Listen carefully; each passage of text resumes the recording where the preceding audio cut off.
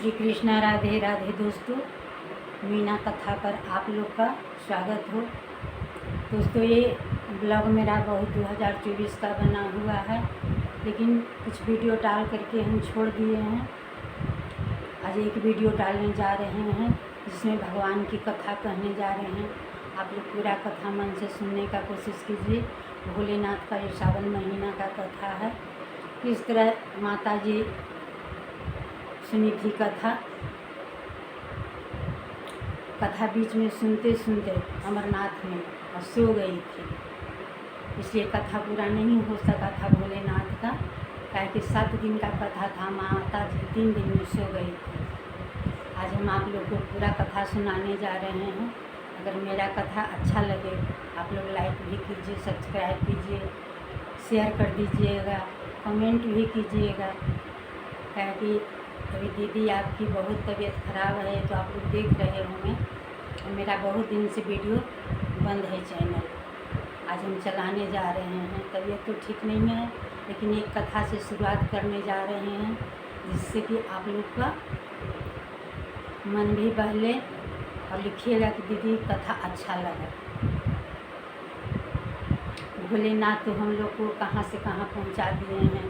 हरिंदर नंद भैया तो दुनिया छोड़ के चल गए हैं, लेकिन बहुत अच्छा ज्ञान दे के गए हैं कि हम लोग सब घर में भी रह करके हरिंदर नंद भैया की पूजा करते हैं, भगवान की कथा करते हैं, सभी को मनाने का कोशिश करते हैं। जितने भी गुरुदेव हैं, जितने भगवान हैं, सभी देवी देवता को हमारी ओर से प्रणाम है। आप लोग सभी भाई बहन को प्रणाम है, छोटे को शुभ आशीर्वाद है। ये बहुत पहले की बात है। कैलाश पर्वत पर माँ उस दिन अकेली थी। भोलेनाथ कहीं टहलने गए थे, तो अंतर्यामी हैं, कभी छपित हो जाते हैं, कभी यहाँ कभी वहाँ कभी वहाँ। नारद बाबा एक दिन नारायण नारायण करते हुए कैलाश पर्वत पहुँच गए। और तो जानते हैं कि 2 मिनट से ज़्यादा कहीं रुक नहीं सकते हैं, उनका श्राप है। नारायण नारायण और सब जगह इस तरह से ताक रहे हैं। माता भोलेनाथ नहीं दिखाई दे रहे हैं, कहीं गए हैं क्या? माता बोली कि हाँ नारद कहीं गए हैं, लेकिन कहकर नहीं गए हैं कि कहाँ जा रहे हैं, लेकिन गए हुए हैं नहीं हैं। फिर नारद बाबा को बहुत बेचैनी हुआ, फिर पूछते हैं भोलेनाथ नहीं है तो माता जी घर सुना लग रहा है, आपको बता के नहीं गए हैं? तो नहीं, कहाँ बता के गए हैं, कुछ नहीं बता के गए हैं। तब नारद बाबा को मौका मिल गया। जो भी कथा कह रहे हैं तो संक्षिप्त रूप में रहता है ऐसा, पूरा कथा कहते कहते तो रात हो जाएगा। नारद बाबा को मौका मिल गया कि यही समय है माता को ठकाने का। और ये सब कथा हम लोग सुनते हैं, खोजते हैं, तब जा कर के हम लोग मोबाइल पर बात करते हैं कि हाँ हम कथा सुनाने जा रहे हैं। फिर नारद पूछते हैं कि आपसे कहकर नहीं गए हैं? तो नहीं। नारद बाबा तो माता कहीं कि नहीं, कहाँ कहते गए हैं? तो अच्छा एक बात बताइए माता, अगर भोलेनाथ अपने मुंड में उतना गला में मुंड पहने हुए हैं तो किसका मुंड है? आपको पता है? नहीं, हमको तो पता नहीं है किसका मुंड है। आपसे नहीं बताते हैं? तो नहीं। आप पूछे हैं? तो नहीं, हम पूछे भी नहीं हैं। आप पूछ कर देखिएगा कि मुंड किसका है इतना। गौरा रानी उस समय से विचलित हो गई, इतना बड़ा बात कह के नारद बाबा चल गए। माता जी सोच रही कि भोलेनाथ भी हमसे बहुत बात छिपाते हैं। ये तो बात सही है, कितना मुंड का माला पहरे हुए हैं तब नहीं बताते हैं कि किसका माला है। तो बेचारी अपना घर में इधर उधर, इतना में नारद बाबा चंपत 1 2 3 हो गए एक करके आग लगा करके घर में। अब माता जी का दिमाग यही कहा कि हम लोग औरत है ना, हम लोग औरत को ज़्यादा देर पचा नहीं सकते हैं। नारद बाबा कह के चले, माता जी के दिमाग में घूम रहा है आखिर किसका मुंड इतना पहने हुए हैं। अभी आते हैं तो हम तुरंत पूछते हैं जल्दबाजी में। इतने में भोला बाबा आ गए, लेकिन भोला बाबा मैया जी को मुख देख कर ही, उनका हाव भाव देख कर ही कुछ महसूस किए कोई आया था और कोई आया और कुछ कहकर चला गया है पार्वती से। पार्वती का मूड सही नहीं है। भोलेनाथ आए, अपना आसन पर बैठ गए, बातचीत दोनों में होने लगा। इतने में पार्वती के मुंह से निकल गया, कुछ ये नाथ ये तो बताइए प्रभु कि आप जो इतना मुंड पहरे हुए हैं किसका मुंड है? बोला, समझने लगे कि कोई आया, कोई नहीं, नारद आया होगा। क्यों आज क्यों इस तरह से बात पूछ रही हैं पार्वती? तो हमको संदेह हो रहा है प्रभु, आप हमको सच्चाई नहीं बताते हैं कुछ, इसलिए हमको संदेह हो रहा है। तो संदेह नहीं तो तुम सुनना चाहती हो? तो हाँ, हम सुनना चाहते हैं कि किसका मुंड है। तो प्रभु कहे कि सुनो, ये सब तुम्हारा मुंड है, जितना मुंडी है ये सब तुम्हारा है। कि कैसे? तो जितना बार तुम मरी जीवित हुई उसका मुंड है, इसलिए कि तुम इस संसार में जन्म लेती हो और फिर मरती हो, फिर दूसरे जन्म लेती हो, फिर मेरी अर्धांगिनी बनती हो। उतना गिन लो कि कई मुंड है, इतना बार आप मिला।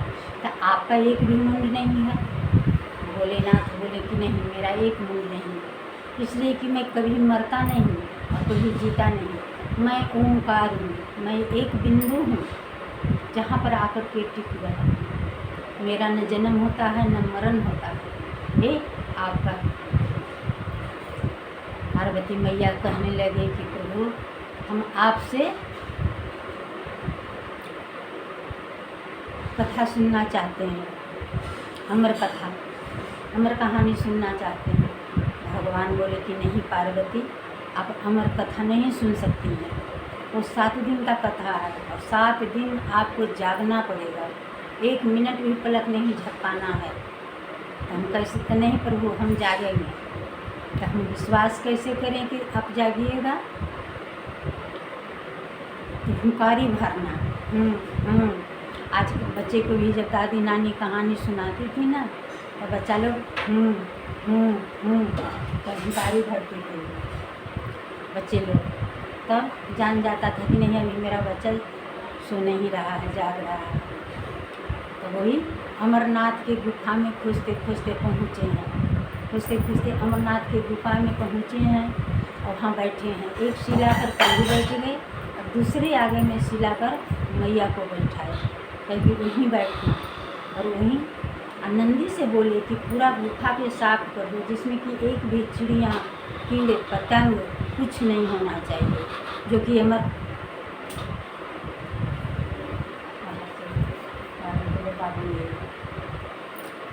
कीट पतंग कुछ भी नहीं रहता है कि जो कि सुन लेगा अमर कथा वो अमर हो जाएगा, इसलिए कीट पतंग भी नहीं होना चाहिए। नंदी सारा गुफा को झाड़ झूड़ के तैयार कर दिया, रख दिया, लेकिन वो नहीं जानता था कि उसका छेद में एक सुगनी जो था वो अंडा दे दिया था। वो अंडा बड़ा नहीं, सुगनी तो उड़ गया था, सुगना वो अंडा था। माता रानी 3 दिन तक, जब भगवान भोलेनाथ अमर कहानी सुनाना शुरू किए तो माता जी 3 दिन जागी, उसके बाद उसी जगह शिला पर लेट गई। लेकिन वो जो सुगना था ना, सुगना के अंडा का दिन पूरा हो गया था, उसमें से फट के बच्चा निकल गया और वो बच्चा जो सुगना था वो बीच बीच में हूँ करता था। भोलेनाथ कहीं कि तेज पार्वती जब सो गई है तो बीच में हुंकारी कौन भरता था? नंदी देखो, तुमसे ज़रूर कोई गलती हुआ है। फिर नंदी जब झाड़ने बहारने लगा है तब देखता है कि सुगा के बच्चा फिर से उड़ के निकल गया, भाग रहा।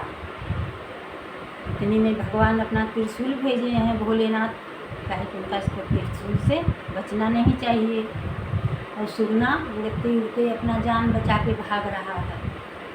भागते भागते जा रहा है तो वहाँ वेद व्यास जी की पत्नी बहुत ज़ोर से चम्हाई ले मुँह फाड़ करके।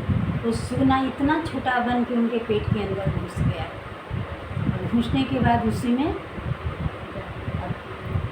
औरत को तो वध कर नहीं सकते हैं, पर वो जानते हैं कि नारी है, इसको वध नहीं करेंगे।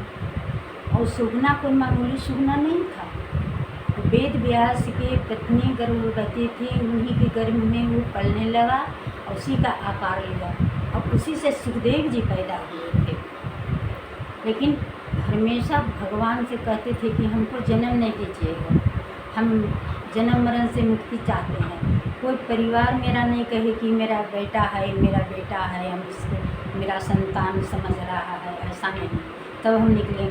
14 महीना के बाद सुखदेव जी जन्म लिए थे माँ के गर्भ से, अब बड़ा हो गए, 14 साल का बालक बन गए। और वो माँ बाप खुश हो गए देख कर कि हमारा बेटा जवान निकला है, इतना बड़ा हो गया। कहीं नहीं, विष्णु भगवान से कहीं नहीं, भगवान प्रभु आपने वचन दिया है, कोई माया के जाल नहीं। अंत में जा कर के फिर चलते चलते पीछे से सुखदेव जी जा रहे हैं, आगे आगे सुखदेव जी जा रहे हैं, पीछे से ऋषि मुनि जो हैं वो जा रहे हैं, विष्णु भगवान जा रहे हैं। कोई माया नहीं दिखलाए सुखदेव जी को कि हाँ तुम मेरा बच्चा हो। वो जा कर के वहाँ अपना तपस्या में लीन हो गए। ये हमारी पूरी कथा इतना थी। आप लोग को अगर अच्छा लगे तो पूरा टाइम दे करके सुनिएगा। और राधे राधे, जय श्री कृष्णा जरूर कीजिएगा। बड़ी बहन को लाइक सब्सक्राइब भी कीजिएगा, शेयर भी कीजिएगा। ये मेरा मीना कथा है, हम कथा किए हैं आज।